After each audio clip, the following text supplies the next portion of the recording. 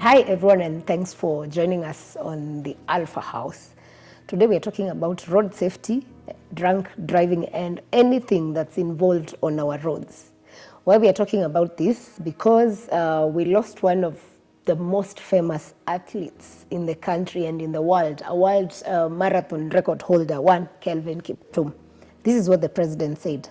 We all need to be mindful of our lifestyles so that we can avoid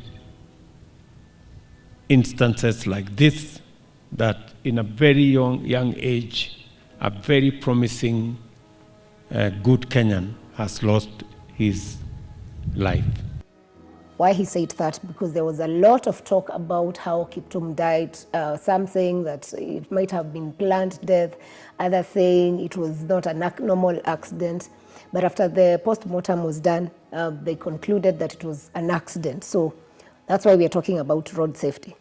So we start with a recent report or memo that was issued by the Kenya Police Service Office of the Deputy Inspector General and sent out to all police commanders. The title is Ban on Use of Strobe Lights, Light Bars, Sirens, and Lead Chase Cars on Vehicles by Unauthorized Persons. Why am I highlighting this letter? We have so many people on the roads who drive on the wrong side, especially in the morning hours and peak hours, every day. Reason being, they're in a rush. We don't know why where they're rushing to, and most are GK vehicles, which is pretty annoying because according to the IG, Deputy IG, the people who require to drive either on the wrong side or with lights are people like ambulances, the president, the deputy president, the speakers, and the chief justice. Of course, fire engines and ambulances, that by now, if you went to a driving school, you know that's a must, you give way to such. But anyone else who drives on the roads like your maniacs, we need to stop that. It's a very bad habit. And I hope with this memo, I hope they will do a proper road clearing of all that, because it's nonsense, really. I don't understand why you do that, and you see very well that can easily and has easily caused accidents on our roads. Not the first time, maybe not the last, but I hope the cops will do what is expected of them in terms of implementing this. Number two, according to NTSA, they issued a report on the 12th of this month, this is like 2 weeks ago, that by then, about 563 people had lost their lives on the roads through accidents. And my question to us as Kenyans, why do we feel that we need to kill more people on the roads? Because when you do all these things, literally what you're doing, you're just killing people. I was just checking before this recording, I just went to Twitter and found out, let me just highlight this. Someone had just tweeted about how most Kenyans do not know how to drive. And he shared, he shared something about the rules that I expected. Yeah, here I got it. The road rules in Kenya. It's a whole page about what is expected for you as a driver on the road. So please, can we just learn to observe this to avoid all these accidents and happenings on our roads? We can do better. I think most of us are sane people in this country. So let's try and do better than that. So back to our very own athlete, who was Kelvin Kiptum. Kelvin Kiptum was a long distance runner born in December 2nd, 1999. And then this is just, I'll give you a highlight of his marathons and how he went about it. He ran the fastest ever marathon debut at his 2022 Valencia Marathon, becoming the third man in history to break 2 hours, 2 minutes. Wow, that was a major achievement for a debut. The second next marathon that he ran was the London Marathon 2023, where he won with the fastest mark in a history of 2 hours, 1 minute, 25 seconds. Guys, this is 42 kilometers we're talking about. In March 2019 now the first appearances were in 2019, where he gained his first international experience. This is where the first place where he ran on an international space where everyone got to know about his name and, his prowess. So this was in Lisbon half marathon where he had finished as 5th. Then 2020, he had set a new personal best at 58 minutes. This was also another half marathon. December 2020, that's post-COVID, or rather the COVID period, if we remember, he set a new personal best at 58 and 42, and he was number 6 in the Valencia half marathon. 2021, another record of 59 minutes, 35 seconds. All these are half marathons that he did. But in 2022, December 4th, this is where he set the 4th fastest running time in history for a marathon at 2 hours, 1 minute and 53 seconds. Wow. That's amazing, man.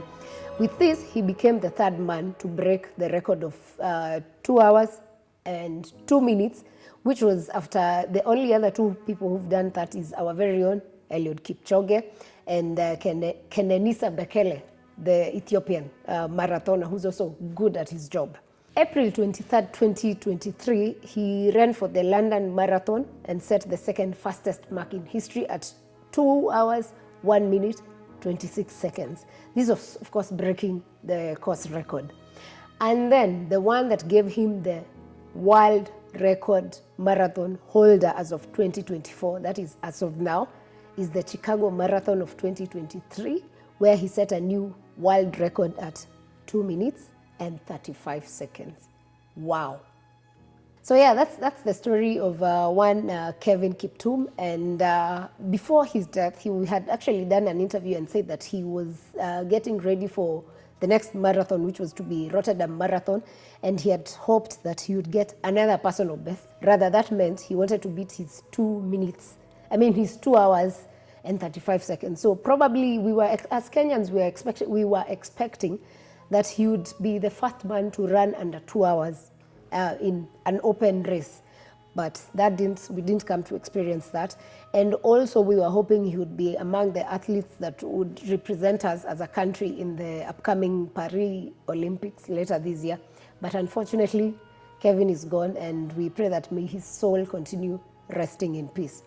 Now back to the cause of his accident. Of course, he died in an accident on the 11th of February 2024 at around 11:17 p.m. according to an OB report shared by Kaptagat Police Station, that's in Keio South Sub-County in Kenya. He was driving from Eldoret to a place called Ravine. He was driving himself and had 2 passengers on board. One was Javais Hakizimana, that's his coach, and a friend of theirs named Sharon Kosgei. And hopefully this teaches us a lesson on, if, for instance, we had better roads. Why am I talking about better roads? Where Kiptum had an accident, the location, it's a very flat space if you look at it. And how this accident happened is that his car veered off the road, hit a tree, I think, and rolled, and that's how he ended up dying. So we lost a very young man at a very young age who was so promising in terms of achievements that awaited him. And I hope our institutions that work on roads, people like Kenha, Kura, and the rest, we shouldn't wait for disaster, then we can work on our roads. We need to do better. We have so many even here in Nairobi, there's so many unmarked roads. You drive on a road, there's a bump, it's unmarked. Really now, Kura, Kenha, why? You drive on roads, there are so many big potholes along the road, and nobody is sorting that mess. Do we have to wait for disasters to happen for us to fix? I think we can do better. Also, on such places like where Kevin died, we need to put rail guards on places where we know there is maybe a trench on the side, so that in case of any eventualities, then we don't have such instances happening. The other thing I need us Kenyans to maybe work on ourselves is, like we had rain yesterday in Nairobi, that was like a lot of rain happened. And then what happened? People got home at midnight, at 1 a.m. Reason being, either it's flooding, or if it's not, then we are driving like crazy people. people want to overlap. Why would you have a road that has just 2 lanes, have like 5 people, like it's a 5 lane? Why are we doing that to ourselves? Then you will be forced to stay there for I don't know how many hours until the cops come and clear the mess. So as drivers, I think we need to do better with ourselves and with our discipline on our roads. Because now in such an instance, if an accident happens, then what happens? How do we even rescue whoever is involved in that such an accident? So let's actually just do better. Number 2, also on organizations, I think it's Kura, City Council, or whoever is responsible. There were trees that fell on roads, maybe Kiambu Road, and I don't know which other roads. Can we just at least do the clearance? Because we also had a Kenya Power pole that fell on the road, and there are school-going kids who, walking on that. And I saw someone carelessly trying to test if that the power was on. It's a very dangerous, it's a way of killing you in a minute or seconds. But thank God nobody was injured. I think people like also KPLC need to watch so that if your poles are passing by in a place where there's so many trees, then you need to do the adjustments proper. Don't wait for a disaster to happen, then you can fix it. Fix it so we don't have disasters such as that. Something else that maybe is going on currently is that the Nairobi governor, Sakaja, has decided to close all wines and spirits that are near what are they called, that are near bus stations.